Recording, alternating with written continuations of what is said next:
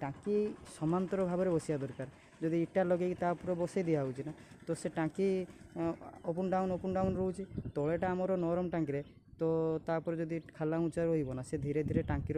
जो पा सरीज से टांकीटा कौन हम ऊपर को उठीज जो लोड पड़ो सी दबिज से दबिला बेलू टांकी लिकेज हो बहुत जगह समस्या होती कंपनी बाहर के तो जो टांकीर बेस आपण मैंने लगातु देखिए थे बेसटा देखूँ कि भाया बेस ये आसूर फाइबर बेस या तले पानी भी जीवा आसिया परिष्कार भी जे पानी न गले पानी भी लगी जाऊ साइड्रे अलिया देखा जाऊ सेमती ना टांकी पाखे भी जीवाई तार बराबर रास्ता अच्छे देखिए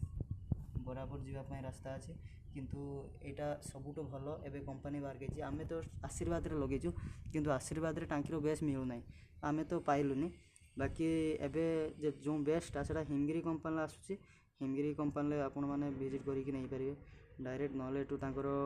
आम तो बालेश्वर भोगाराई यहाँ आम कम कर साइड्रे तो ये जदि ने डीआर भेराइटी स्टोर आपण मैंने लेपारे तो टांकीर बेस भी पाखु